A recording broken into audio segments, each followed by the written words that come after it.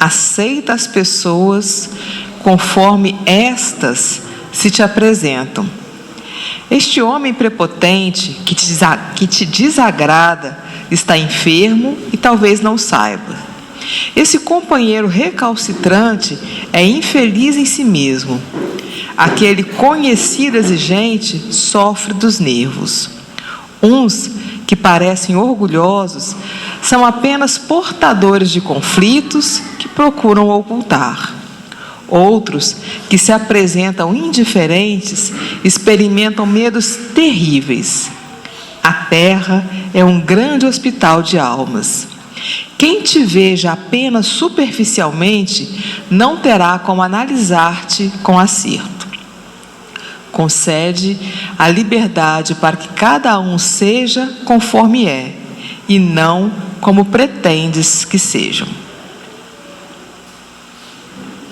Vamos fazer a nossa prece, então, para iniciar esse momento de reflexão em Jesus, agradecendo a Deus pela oportunidade de nós estarmos aqui reunidos, nessa casa que foi preparada pela espiritualidade, com muito amor, com muito carinho, com muitas energias salutares que nos envolvem a todos desde agora.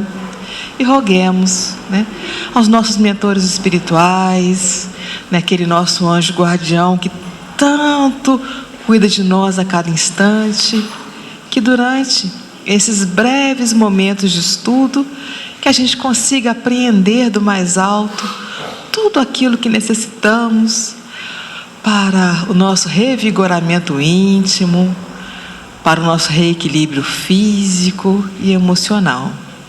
Que ao sair daqui, nós estejamos muito melhores do que aqui entramos. Que assim seja. Gente, quem fala para a gente hoje é Humberto, Ele, teoricamente, é trabalhador lá do nosso lar, mas ele está sempre aqui com a gente na casa, que eu já acho que ele é nosso companheiro fiel aqui de Ceareiros também. Obrigada, Humberto.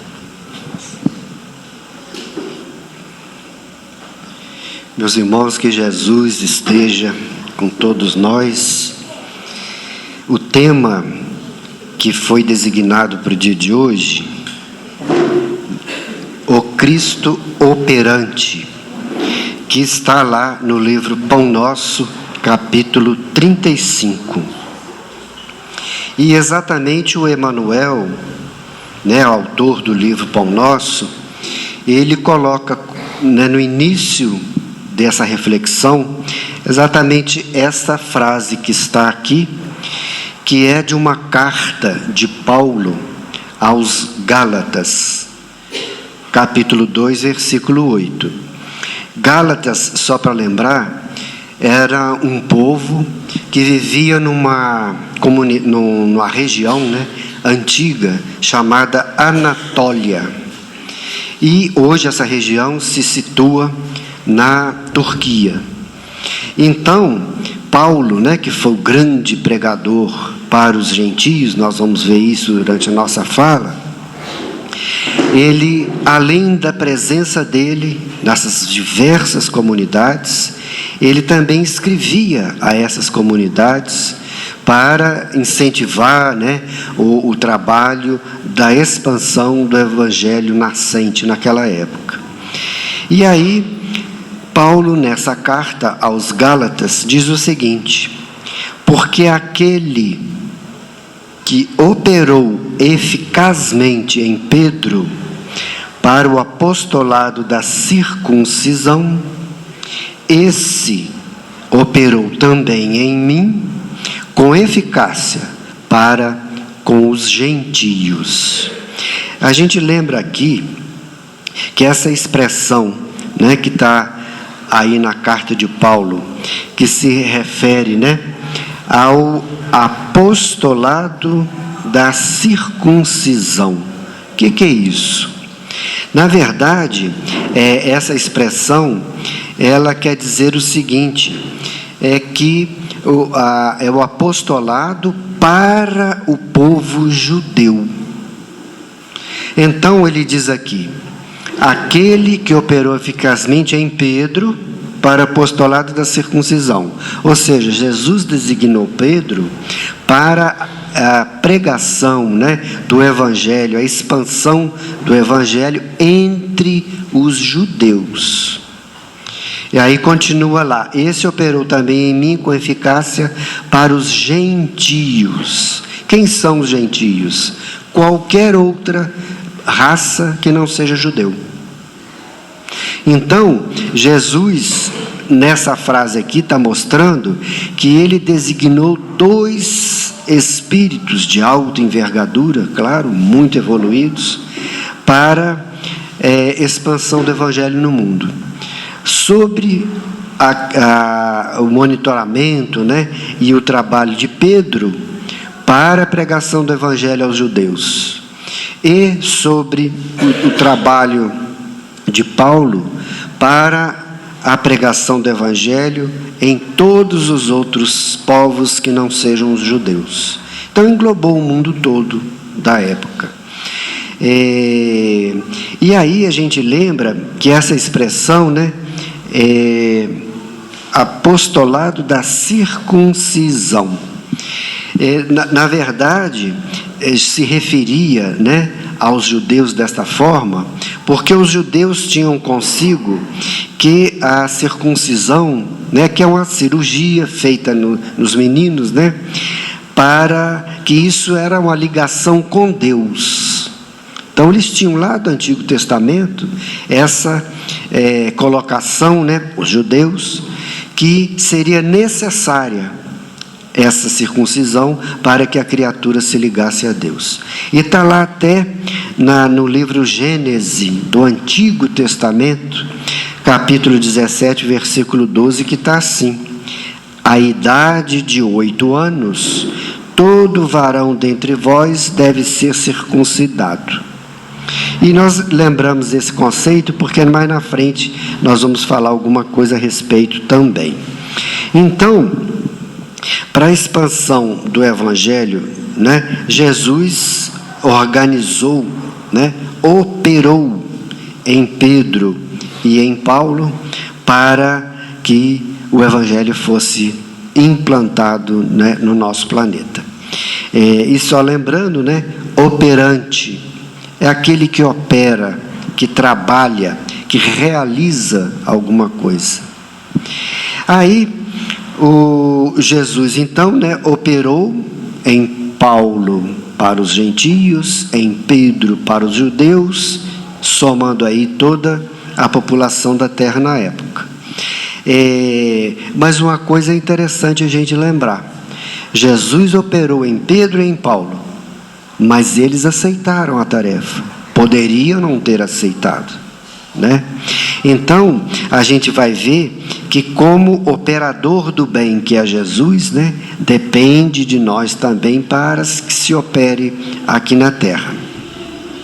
Aí Emmanuel continua, né, ali no texto, né, desse capítulo 35, dizendo o seguinte: que a vaidade humana, né, ela, através dos templos, né, dos tempos, ela foi fazendo com que o aceite da mensagem de Jesus fosse diferenciado para certos grupos.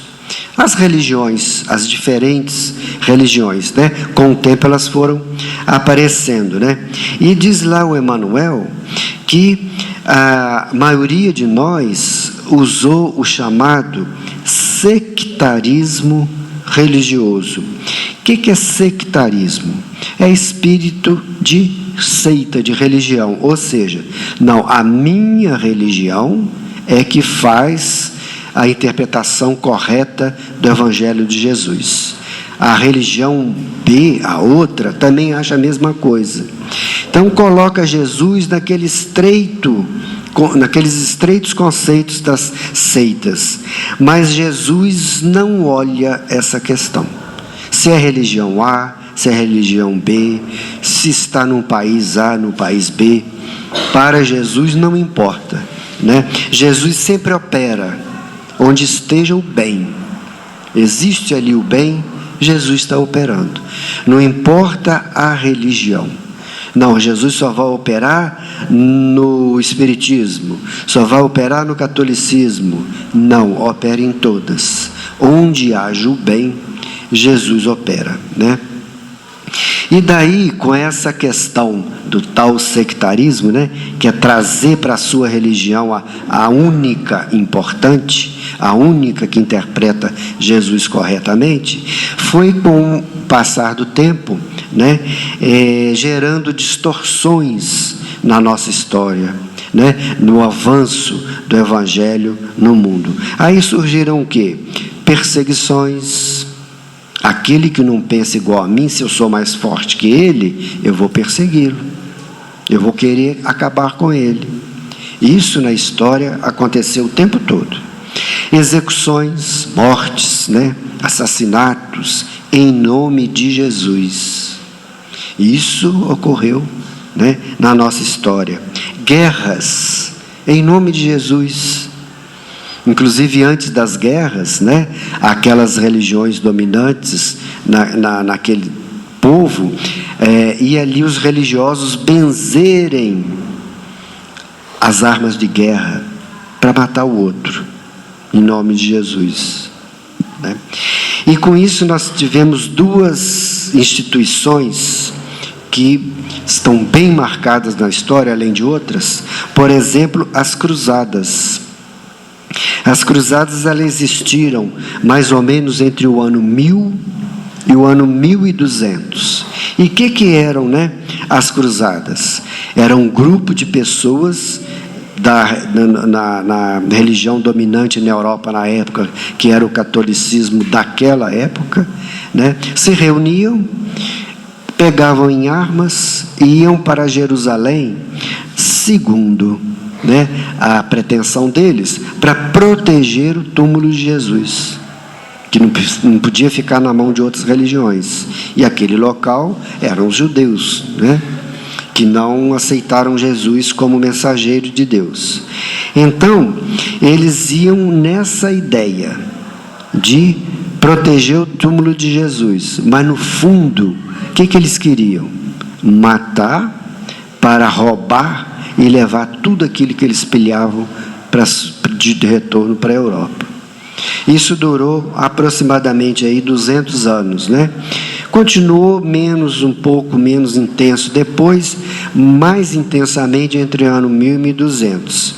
Então, essas mesmas questões criaram a Inquisição, que é outra instituição de horror, que matou milhões, torturou milhões, em nome de Jesus, né? Elas aconteceram no ano 1233, até pouco tempo, relativamente, né? Em 1821 que a Inquisição acabou. Então, todas essas distorções, elas surgiram exatamente porque a religião B acreditava que só ela valia. A religião A, por sua vez, não, quem vale sou eu. A outra também do mesmo pensamento. E isso gerou essas diferenças. E quem era o mais forte, né, avançava sobre aquele mais fraco. Então, o que a gente fez através da história foi trazer a mensagem de Jesus para os nossos interesses. Interesses durante, né, toda a história que a gente já citou alguma coisa aqui, interesses materiais. Jesus, segundo plano, né? Então houve aí essa separação. Mas Jesus continua operando como sempre. Aliás, desde a formação do planeta Terra, Jesus comanda, né, toda a formação do nosso planeta, desde antes dele existir, o planeta. E de lá para cá, ele opera incessantemente para o bem ser implantado no nosso planeta, né? De modo que, numa outra carta de Paulo, agora aos Coríntios, era o povo que vivia na cidade de Corinto, também hoje na Turquia, né? Dizia Paulo nessa carta: e há diversidade de operações, mas é o mesmo Deus que opera em tudo e em todos. Também Jesus opera em tudo e em todos. De modo que não importa a religião, Jesus opera em tudo e em todas as pessoas, de que religião for, mesmo que não sejam religiões cristãs. Jesus opera, né, com o intuito, né, de trazer o bem, implantar o bem aí no nosso planeta. A gente poderia comparar Jesus, né, num sentido figurativo, a uma represa, uma gigantesca represa, que represa a água e cria um lago gigantesco. Digamos até, né, numa abstração assim, um lago infinito do bem. Então aquela água toda parada ali é o bem de Jesus.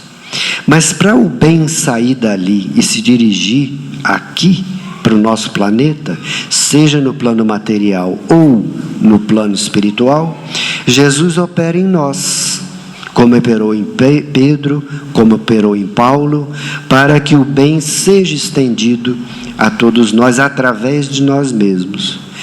E daí, nessa grande represa, nós somos como comportas. Quando Jesus opera em nós, a gente aceita esse convite, é como se a gente estivesse abrindo uma comporta daquela grande represa do bem para espraiar para todos nós aqui na Terra, né? Então, cada um de nós é uma dessas comportas que Jesus opera constantemente em todos nós, no intuito de trazer o bem aqui para nós, né? Vai depender da gente aceitar ou não. No caso de Pedro e de Paulo, eles aceitaram a tarefa da expansão do Evangelho, né, entre nós aqui no planeta Terra. E continua Emmanuel, lá no capítulo 35.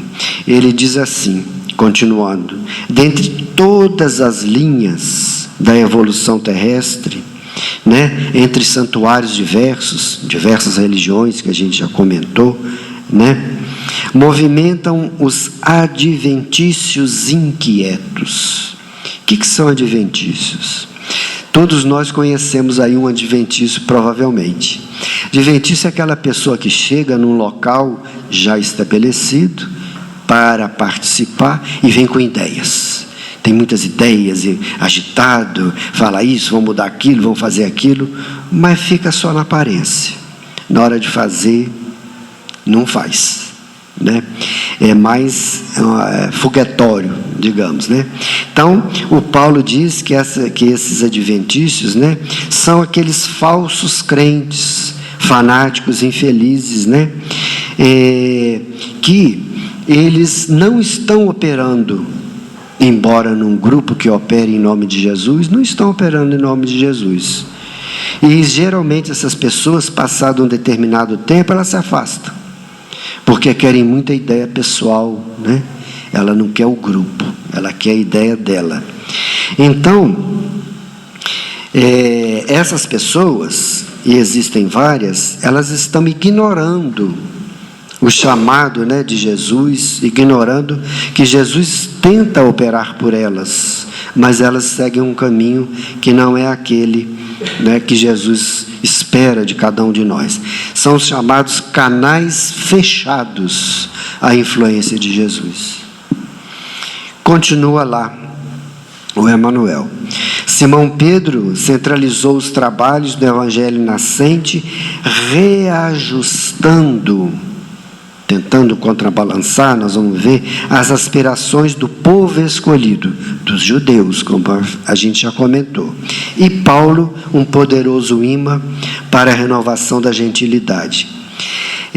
Essa questão que o Emmanuel fala aqui, né, que Pedro reajustou aspirações. Na época do Evangelho nascente, existiam dois grupos. Um grupo era aquele composto dos apóstolos, né? Paulo, de Pedro e de todos os outros apóstolos, né? Que falavam, pregavam o cristianismo puro, conforme Jesus trouxe para nós. E existiam aquele outro grupo que, embora aceitassem de certa forma a mensagem de Jesus, eles eram chamados de judaizantes. O que são judaizantes? São aqueles que queriam trazer para o cristianismo nascente, puro, né, as exterioridades que existiam no judaísmo. Por exemplo, a circuncisão. Qual o efeito que tem a circuncisão para o Evangelho de Jesus? Zero. É uma coisa material, não tem nada a ver com religioso. E além dessa prática exterior, a circuncisão, outras práticas exteriores, alguns que aceitavam em parte a mensagem de Jesus, os tais judaizantes queriam trazer enxertos que não eram do Evangelho de Jesus. Pedro passou maus bocados para poder equilibrar esses dois grupos aí. E foram o grupo mais difícil, porque eram judeus. Paulo atuou nos gentios, que não eram judeus, não tinha essa carga da história de tantas, né? E tanto é que essa carga é grande, que continua até hoje, que os judeus não aceitaram Jesus até hoje, né? Eles têm, desde o Antigo Testamento, e continuam até hoje, com as mesmas ideias, né? Então, Pedro, com a força moral que ele tinha, com o equilíbrio que ele tinha, ele conseguiu, de alguma forma, equilibrar isso aí. E a gente lembra que o livro Paulo e Estevão, que fala a vida de Paulo, mostra toda essa questão que a gente está comentando aqui, a dificuldade, a luta que foi para a implantação do Evangelho, principalmente por Pedro e Paulo. Os outros apóstolos também levaram o Evangelho a vários locais do planeta, né? Conhecido na época. Então, mas Pedro e Paulo foram aqueles maiores, né, que ficou na mão deles essa questão de equilibrar todas essas diferenças que haviam no começo do cristianismo. E a gente sabe que depois, através, né, da história nos conta que esses enxertos que não são do Evangelho puro foram enxertados e criaram aí várias seitas com denominações diferentes, né?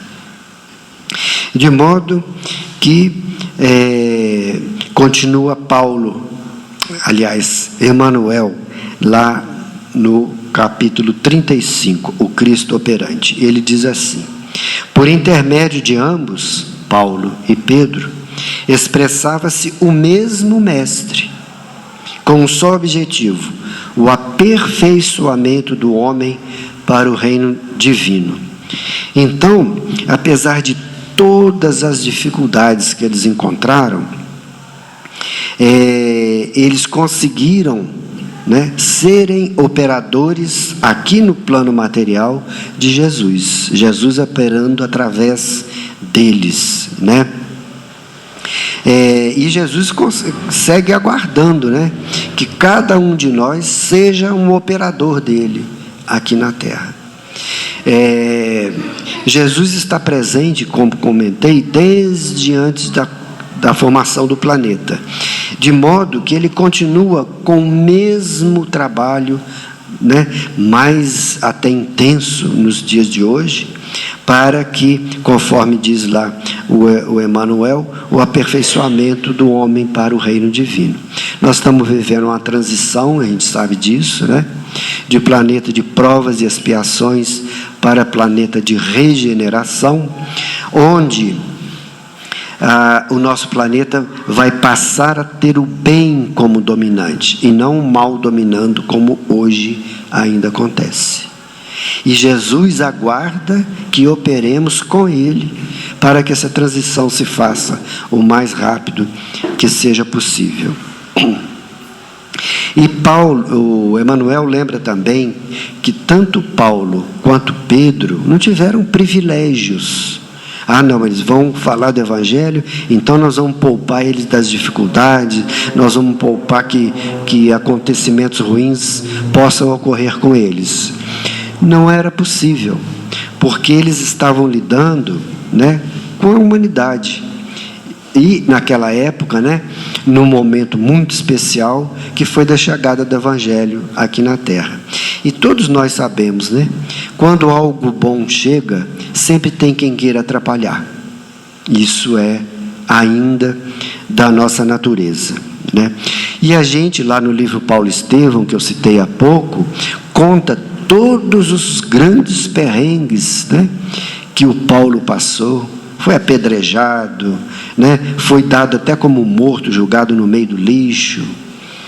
E ele superou tudo isso, né? Entendeu que é o lado negativo, né? Conforme dizia, quando uma coisa boa vem, muitos querem atrapalhar. Mas ele superou tudo isso, como Pedro também. E ambos, nós sabemos, né, foram crucificados, todos dois, torturados, né, antes do cristianismo ser a religião oficial do Império Romano. Inclusive Pedro diz que não merecia ser crucificado como Jesus, pediu que fosse crucificado de cabeça para baixo, né? Então a gente vê a luta dos dois e o que eles fizeram, né, de positivo aí para a implantação do Evangelho de Jesus aqui entre nós.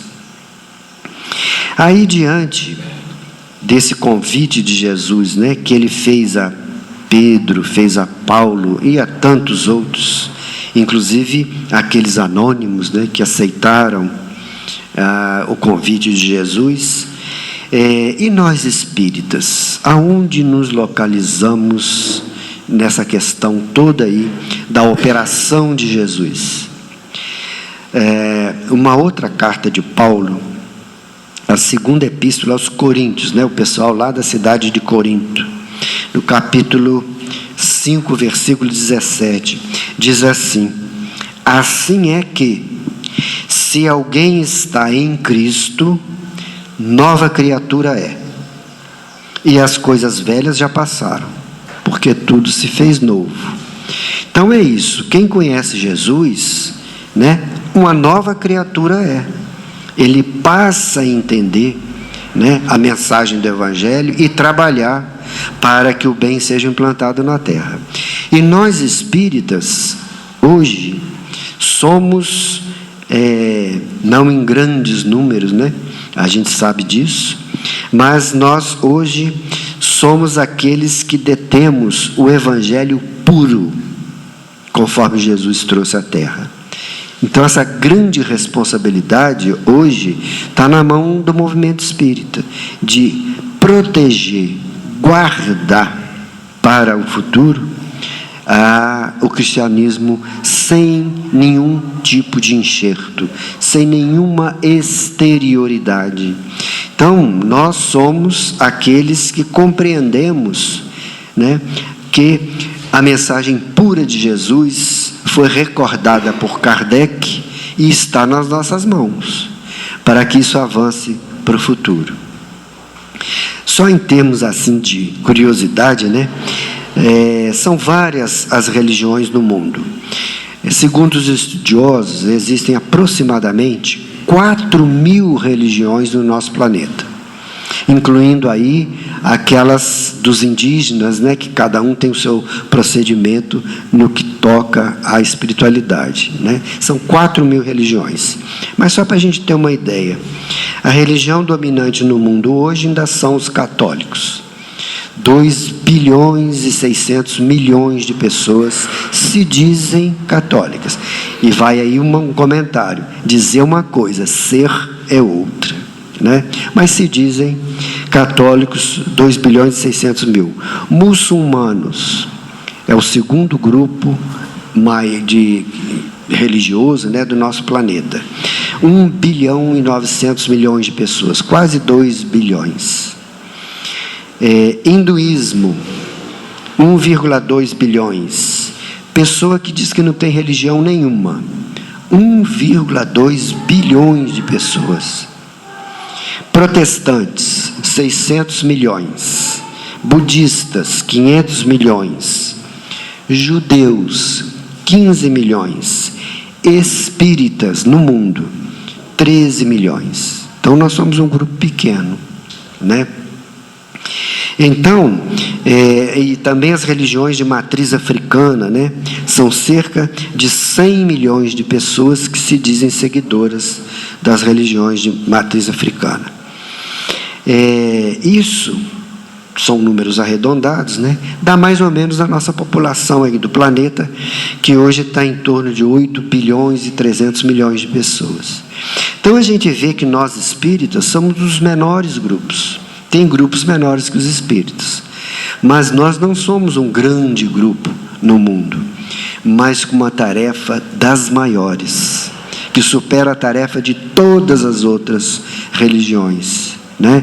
Que é operar em nome do Cristo para a manutenção do cristianismo puro, sem exterioridades, né? Sem nenhum tipo de ritual, com a mensagem pura de Jesus. Isso está no nosso pequeno grupo de espíritas, né? Então, nesse lugar, o espírita sincero, né, está nesse lugar aí da proteção da mensagem pura de Jesus no planeta Terra hoje. Está na mão do movimento espírita. O Kardec, lá no Evangelho segundo o Espiritismo, no capítulo 17, no item 4, está lá uma frase que todos nós conhecemos, mas ela está lá, quem quiser conferir, capítulo 17, item 4 do Evangelho, está lá escrito: reconhece-se o verdadeiro espírita pela sua transformação moral e pelos esforços que emprega para domar suas inclinações más. Então, o Kardec diz que o verdadeiro espírita é esse. Não é uma pessoa evoluidíssima, né, que já transcendeu todos os problemas da Terra, não. Nós somos criaturas aqui encarnadas, com uma série de questões a serem arrumadas ainda, né? Mas que o Kardec fala que o importante é tentar se melhorar. Às vezes a gente cai aqui, derrapa ali, levanta de novo e vamos em frente, né? Então, isso é que é o importante, né? É tentar se melhorar. Hoje eu perdi essa pequena batalha, mas eu não perdi a guerra, eu vou continuar, eu vou tentar de novo, né? De modo que a gente vai aí se conscientizando, nós espíritas, da necessidade do trabalho com Jesus. Jesus, como aquela grande represa, está aí, aquele bem infinito, né? Dependendo de nós para operar aqui na Terra a mensagem que Ele nos trouxe. O Caibar Schutel, lá no livro Espírito da Verdade, no capítulo 58, ele diz o seguinte nessa questão do trabalho do espírita na sociedade de hoje. Ele diz lá: seja voluntário no templo espírita, no estudo edificante, voluntário na assistência social, voluntário na imprensa espírita, voluntário na divulgação da doutrina espírita. Então, ele dá todas essas sugestões para a gente operar com Jesus. E a gente lembra aqui que o André Luiz, lá no livro Espírito da Verdade, no capítulo 100, ele vai nessa mesma direção. Ele diz assim, trave conhecimento com seus vizinhos. Muitas pessoas nem conhecem o vizinho do lado, ou entra até no elevador, se for o prédio, e ali não conversa muito, né? O André diz, não, nós temos que viver uma humanidade, né? Preste um serviço para alguém que esteja necessitando, sem falar em cobrança, uma ajuda, né? Um colega de trabalho, um vizinho, um parente. Ninguém pode fugir, diz lá o André Luiz, a convivência em humanidade. E por que nós lembramos isso? Porque o Caibar Schutel disse ali, né, como uma sugestão para ser voluntário, na divulgação da doutrina espírita. Qual que é a maior divulgação da doutrina espírita? É a conduta do espírita.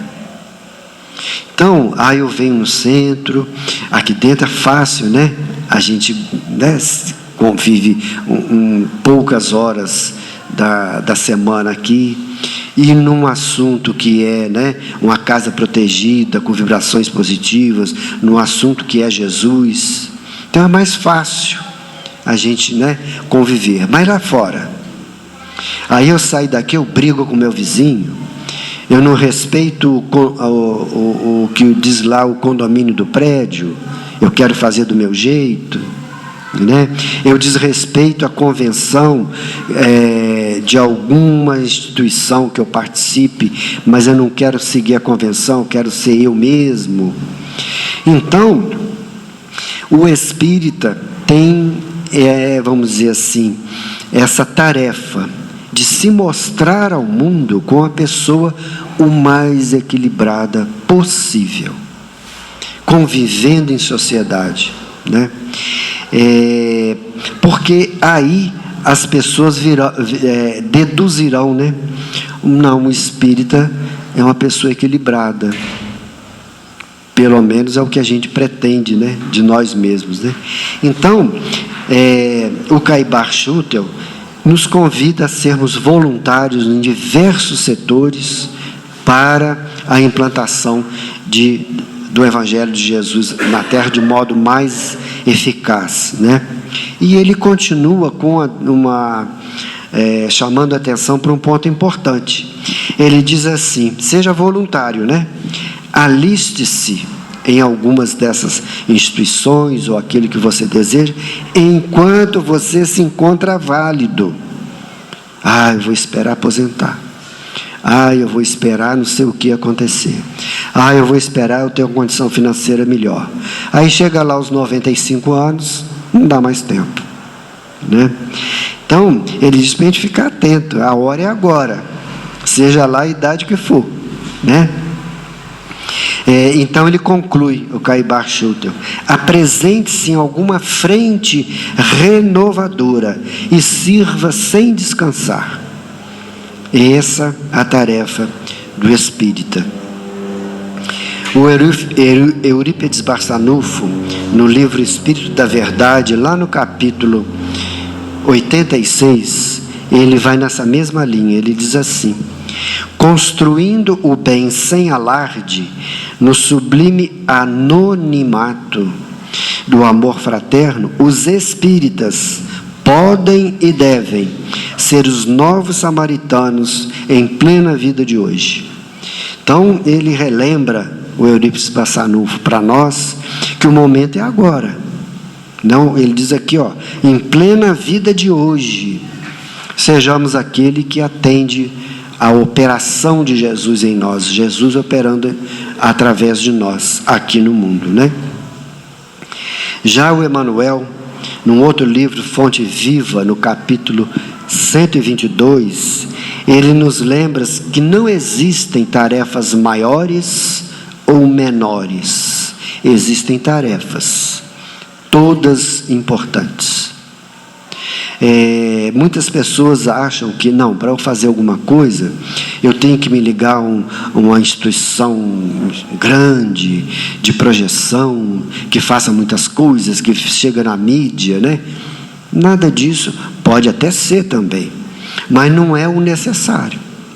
O importante e necessário é que a obra seja feita de maneira simples, às vezes, um pequeno parar da pessoa para ouvir a outra, por exemplo. Isso é operar com Jesus. Então, todos nós temos essa capacidade. Se eu não tenho condições, às vezes, por questões de tempo, de problema de saúde, ou seja lá o que for, de uma grande atuação, mas eu posso fazer de modo menor aquilo que me for possível. Estarei operando em nome de Jesus, com a mesma importância das grandes atuações, né? E ainda, né, o Paulo, numa outra carta aos Coríntios, ele lembra que esse trabalho, né, deve ser firme e constante. Não, hoje eu faço, semana que vem eu já não vou. Na outra semana, eu estou meio cansado, também não vou não. Aí numa outra eu vou. Então a gente não se ligou naquela questão, né? A gente não se envolveu naquela situação que a gente se propôs a realizar, né? Também nesse contexto, né, a gente deve entender, né, que o espírita, principalmente o espírita, que deve operar com Jesus, né, que nesse sentido o Antônio Luiz Saião, lá no livro Elucidações Evangélicas, ele diz uma coisa, ele relembra, né, uma passagem de Mateus capítulo 9, versículo 35. A seara é grande, mas os obreiros são poucos. Então, Jesus precisa urgentemente de cada um de nós, aonde a gente estiver, né? Então, nós temos sempre a capacidade de fazer alguma coisa, aonde a gente estiver. Pode ser na família, pode ser com relação ao vizinho, onde eu trabalho, onde eu convivo, sempre vai ter oportunidade de trabalhar, né? De modo que lá o Antônio Luiz Saião, né, no Elucidações Evangélicas, continua: tomemos essas palavras como se dirigidas a nós. Que palavras, né? Seara é grande, mas os obreiros são poucos. E saiamos a trabalhar. Já o Bezerra de Menezes, numa mensagem que foi uma comunicação psicofônica através do Divaldo Franco, no encontro espírita realizado no dia 13 de agosto de 2009, ele, psicofonicamente, o Bezerra de Menezes disse: sede vós, cada um de vós, aquele que instaura o reino de Deus no coração e dilata-o em direção da família, do lugar de trabalho, de toda a sociedade. Então é isso, o espírita é aquele que dentro da sociedade, né, deveria ser, né, a gente deve tentar buscar essa posição de ser um porto seguro para os demais que convivem conosco, que possam contar conosco nas dificuldades, né? E para a gente encerrar, a gente vai lembrar uma passagenzinha simples que está lá no livro Ideias e Ilustrações, que são vários espíritos que psicografam ali, mas essa é a psicografia de Hilário Silva. Ele diz, nessa mensagem, lá do capítulo 35, que o título da mensagem é: Jesus mandou alguém.